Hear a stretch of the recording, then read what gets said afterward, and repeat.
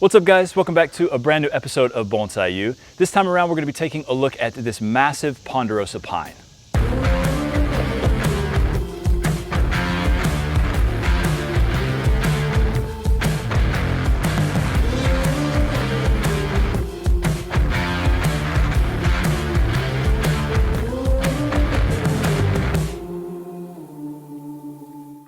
Alright, so first things first, let's talk the background of this tree. This Ponderosa was originally collected by two of my buddies, Dan and Steve, out of Backcountry Bonsai in Wyoming. It was collected at an elevation of somewhere around 5,500 to 6,000 feet, and I would estimate the tree to be somewhere in the neighborhood of about 350, maybe as much as 400 years old. Now, the cool features of this tree obviously are the amazing movement in the trunk and the beautiful deadwood down here at the base. So when I originally brought this tree back to Tennessee a couple of years ago, I potted it on this angle right here with a design in mind. But what we're going to do in this episode is take this guy into the workshop, put it against the white backdrop so we can see if my original thoughts on the design are actually what we're going to be doing. And we're going to style this tree out and hopefully come up with a pretty cool design by the end of this episode of Bonsai-U. So without further ado, let's take this guy into the workshop.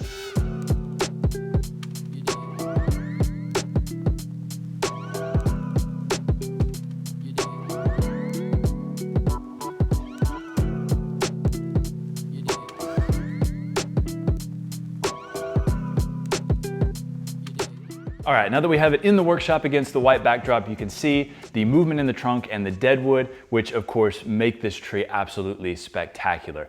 As a matter of fact, when I went to pick up a load of trees from Dan and Steve a few years ago, I hadn't actually seen this tree. They didn't send me any photos of it, and I hadn't seen it anywhere online. So I showed up, picked up the trees that I had originally wanted to get from the guys, and I saw this sitting there and I thought, man, that's a spectacular tree. I just don't know if I want to have something that big in the garden. So we loaded everything up, and just before we closed the doors to the truck, it was burning in the back of my mind. I had to have this tree at Eisei-en. So we went back down to the garden, picked this tree up, loaded it up, and then I drove it cross country back here to Tennessee.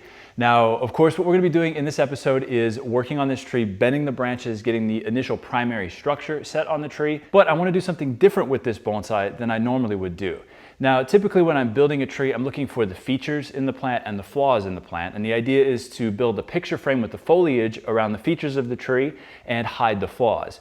Now, with this particular tree, it's so stretched out, so elongated that normally I would take this foliage and try to push it back more towards the interior to draw your eye back towards the base of the tree more. But I think this tree is so big and so powerful that no matter where I place the foliage, you're going to be able to see that deadwood, you're going to see the movement in the trunk, and it's all going to stand out. So I'm actually going to build this tree as an elongated bonsai rather than trying to compact it down. So we'll see if we can make this a little more interesting and a little bit different than other trees that we've done in the past.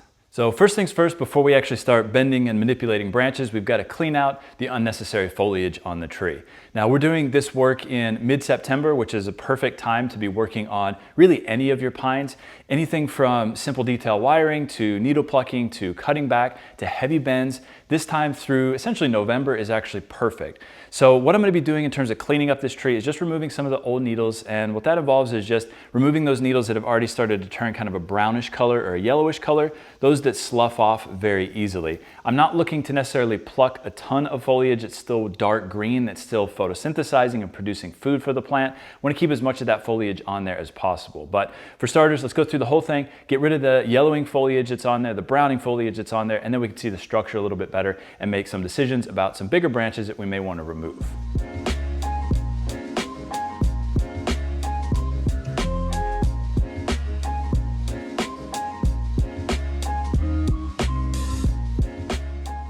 All right, next thing here, let's talk about bud selection. So we're looking to create a bifurcating or a split branch structure on all of our pines. So quite often what you'll find is actually what's called a whorled leaf pattern, W-H-O-R-L-E-D, where we've got multiple buds, more than two coming out of the same location. So here we've got the main stem and then two, one on either side. If we leave all three of these here, it's likely to start swelling right here at the base. So it's case-by-case situation, but in this particular instance, what's going to make more sense is to actually take off this bud right here that's on the inside of this curve and utilize this one and our main guy here that are both on the external portion of the curve here. It just looks a little bit nicer.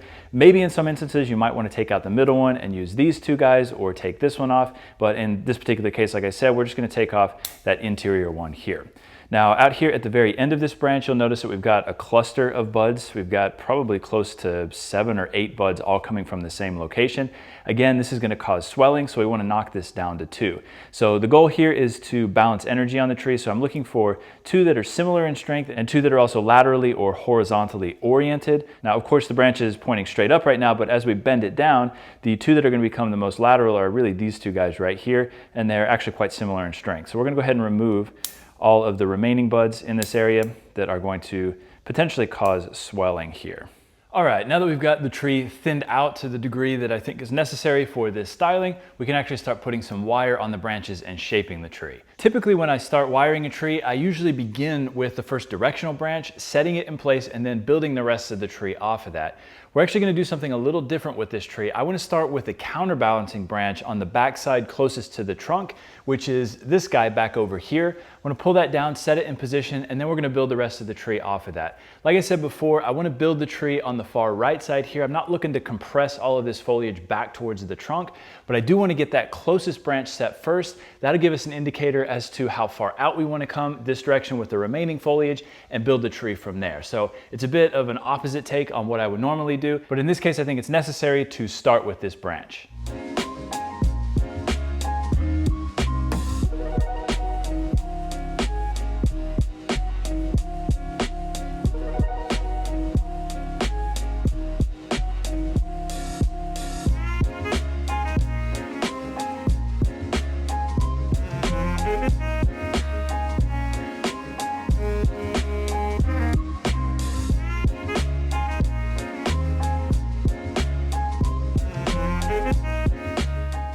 All right, now that we've got the counterbalance branch on the left side set and this branch towards the rear and on the right set, we can start working on our directional branch, which is actually going to be this guy that's protruding directly out towards the front. Now, if you take a look here in the middle of this branch, we actually have 3 secondary branches protruding from the same location. Now, normally I would say, okay, let's remove one of those because again, just like with the buds, you're going to get swelling if you have more than 2 in any location.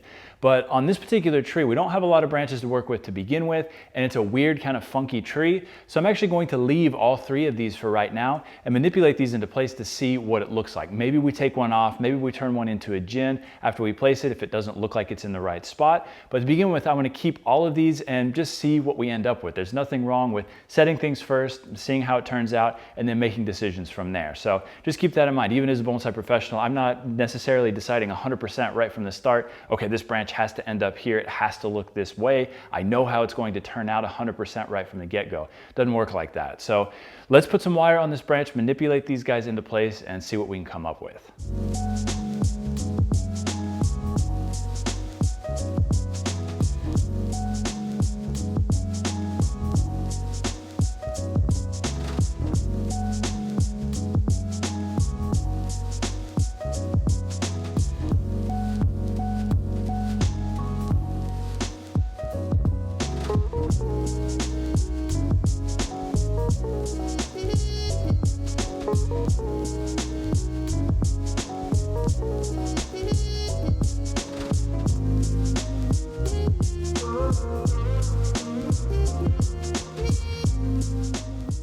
So now that we've got the lower structure of the tree set, I'm actually really glad that we kept all 3 of these branches coming out of the same spot here. I think they all fall in nicely into place in terms of their location in the design.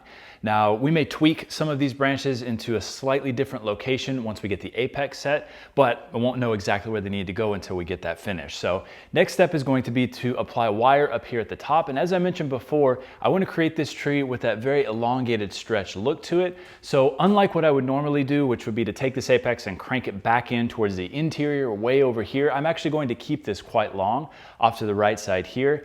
That being said, we do need some counterbalancing foliage and some foliage that actually connects that counterbalance branch back here up to the apex. So we are going to be taking this branch here, whipping it back around and creating another layer right in this area. That's going to connect the left side of the tree up to the apex, so there's some continuity there. But again, I'm not looking to crank the entire thing back around to the left. I want to have that stretched look. I think it's going to make it a bit more unique.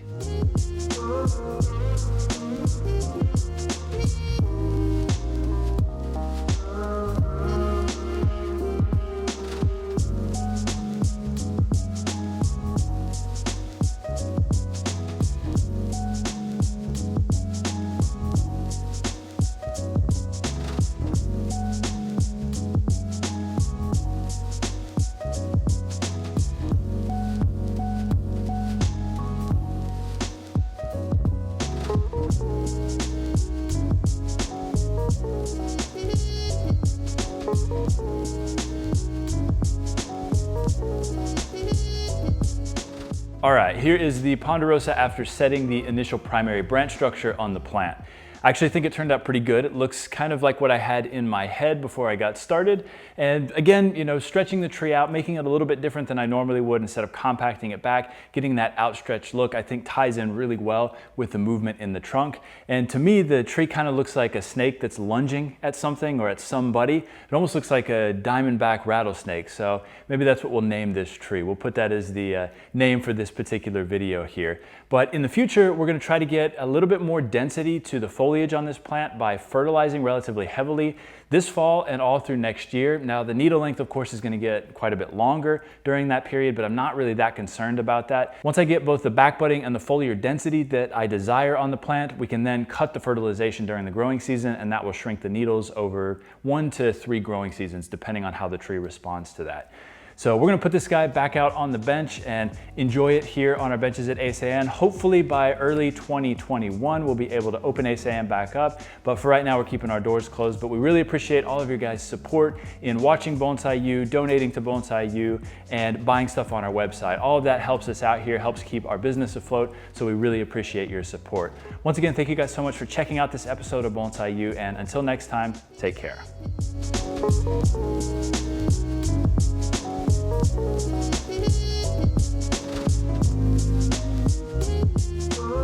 you.